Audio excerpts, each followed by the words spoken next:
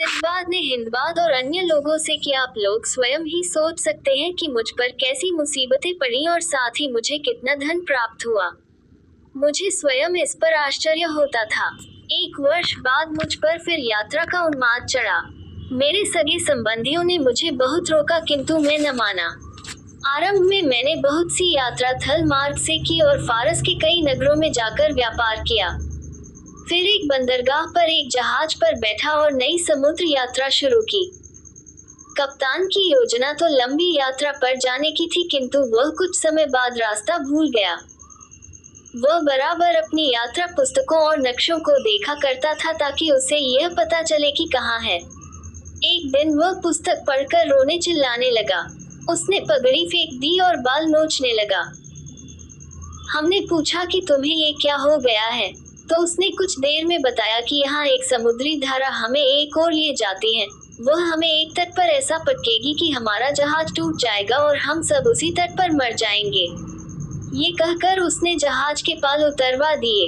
उससे कुछ न हुआ। धारा के वेग से उछलकर जहाज पहाड़ी से टकराया और शीशे की तरह बिखर गया।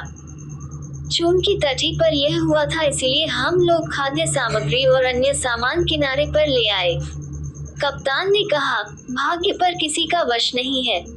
अब हम सब लोग एक दूसरे के गले लगकर रो लें और अपनी अपनी कब्रें खोद लें क्योंकि यहाँ से कोई बचकर नहीं गया है। ये सुनकर हम लोग एक दूसरे के गले लगकर रोने लगे क्योंकि हमने देखा कि किनारे पर दूर दूर तक जहाजों के टुकड़े और मानव कंकाल बिखरे पड़े थे। मालूम होता था कि हजारों यात्री वहां आकर मर गए हैं। चारों ओर उनके व्यापार की वस्तुएं बिखरी पड़ी थी। उस पहाड़ पर बिल्लौर और लाल की खदान थी। पास ही कई नदियां एक स्थान पर मिलकर एक गुफा के अंदर जाती थी। उस पहाड़ से राल टपक कर समुद्र में गिरती थी और मछलियां उसे खाकर कुछ समय बाद उसे उगल देती थी। वही अभ्रक बन जाती थी। उस अभ्रक के ढेर भी वहां थे। समुद्र में समुद्री धारा से बचना इसलिए असंभव था कि पहाड़ की ऊंचाई के कारण जहाजों को विपरीत दिशा में खींच ले जाने वाली तेज हवा रुक जाती थी। पहाड़ इतना ऊंचा था कि उस पर चढ़कर दूसरी ओर जा निकलना भी असंभव था। हम लोग अपने दुर्भाग्य पर रोते रहे और अपनी मृत्यु की प्रतीक्षा करते रहे।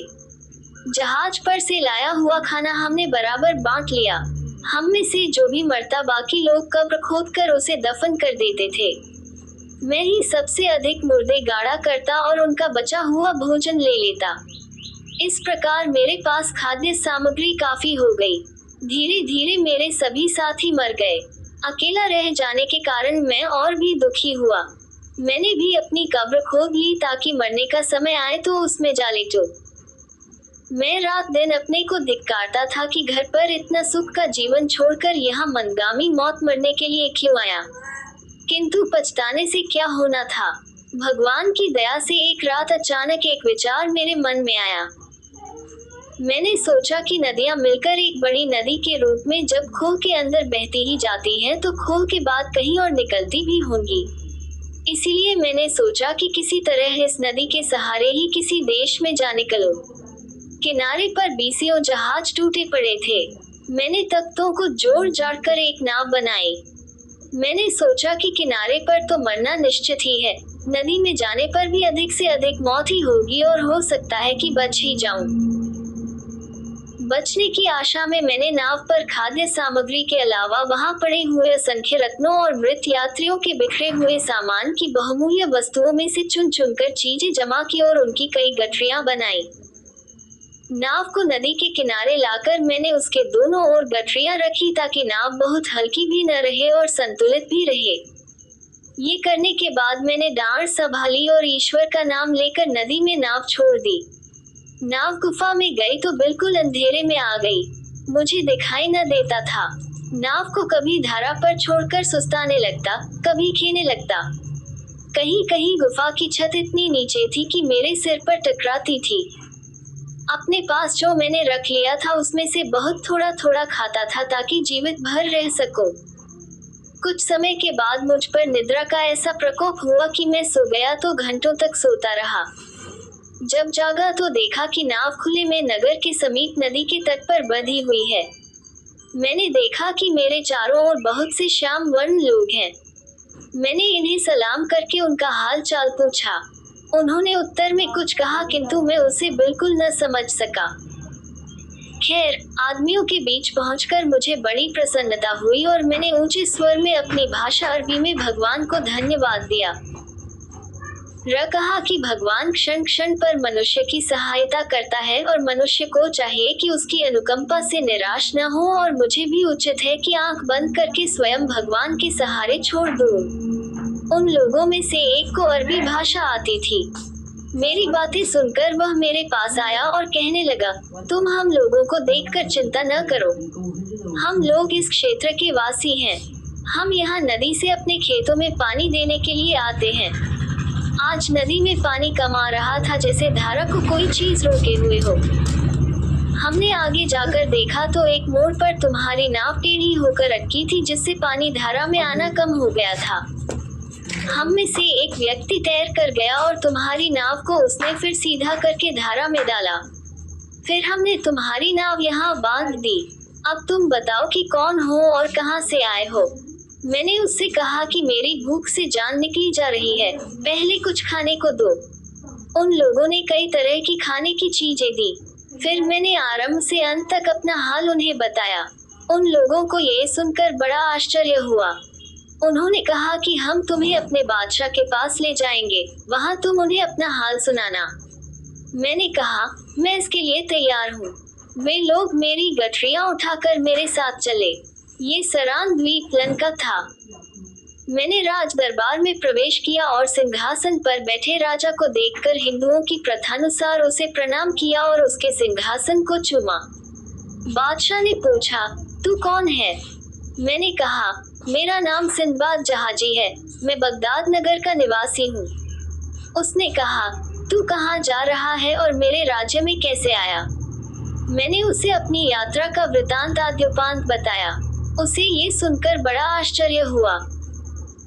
उसने आज्ञा दी कि सिंदबाद के जीवन का वृतांत लिख लिया जाए, बल्कि सोने के पानी से लिखा जाए, ताकि यह हमारे यहाँ के इतिहास की तथा अन्य ज्ञानवर्धक पुस्तकों में भी जगह पा सके।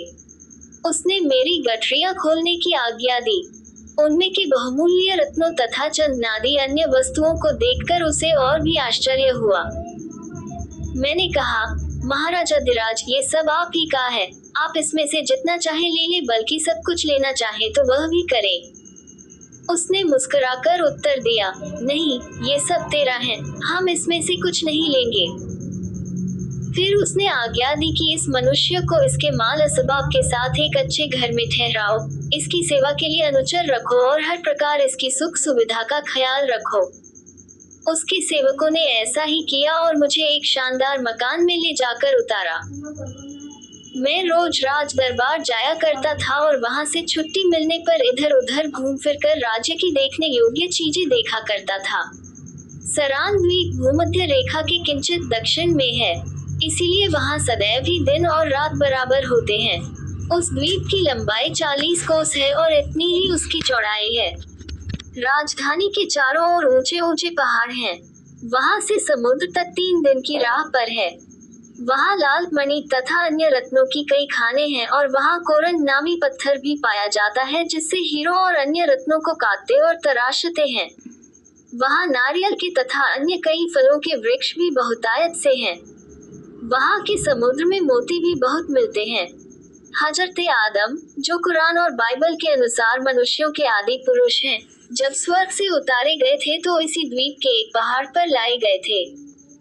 जब मैं वहां खूब घूम फिर कर देख चुका तो मैंने बादशाह से निवेदन किया कि अब मुझे मेरे देश जाने की अनुमति दीजिए। उसने मुझे अनुमति ही नहीं बल्कि कई बहुमूल्य वस्तुएं इनाम के तौर पर भी दी।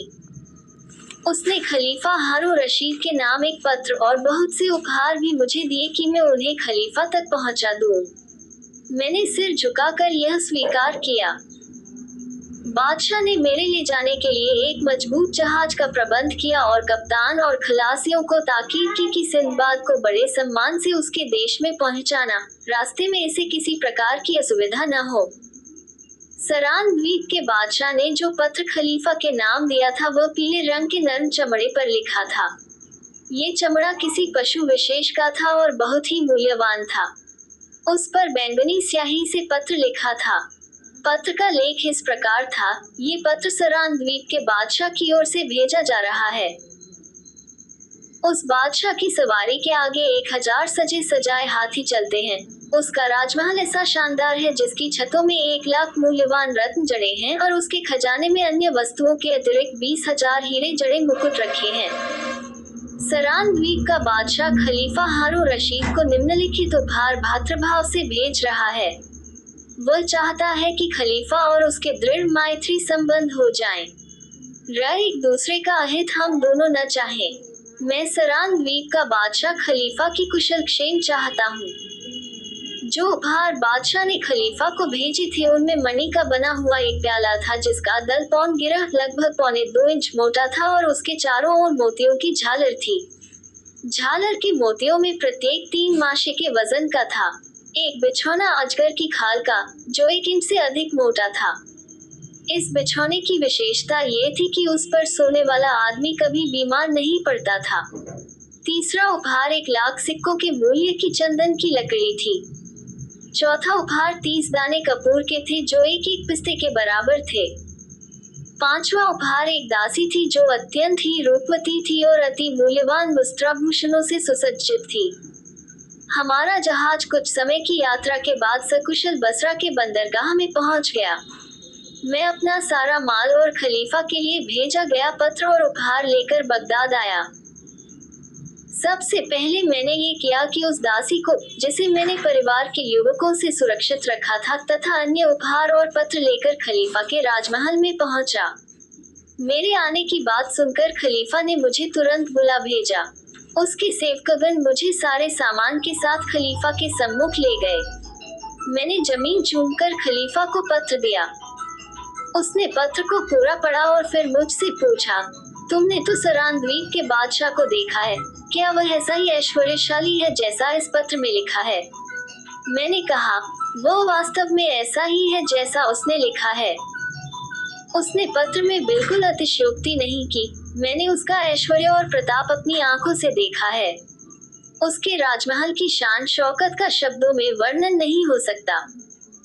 जब वह कहीं जाता है तो सारे मंत्री और सामंत अपने अपने हाथियों पर सवार होकर उसके आगे पीछे चलते हैं। उसके अपने हाथी के हौदे के सामने अंगरक्षक सुनहरे काम के बर्छे लिए चलते हैं और पीछे सेवक मूर्छल हिलाता रहता है। उस मूर्छल के सिरे पर एक बहुत बड़ा नीलम लगा हुआ है। सारे हाथियों के हौदे और साज सामान ऐसे सुसज्जित हैं जिसका वर्णन मेरे वश की बात नहीं है। जब बादशाह की सवारी चलती है तो एक उद्घोषक उच्च स्वर में कहता है कि शानदार बादशाह की सवारी आ रही है, जिसके महल में 1 लाख रत्न जड़े हैं और जिसके पास 20,000 हीरक जटित मुकुट हैं और जिसके सामने कोई राजा नहीं ठहर सकता, चाहे वह हिंदू हो या मुसलमान।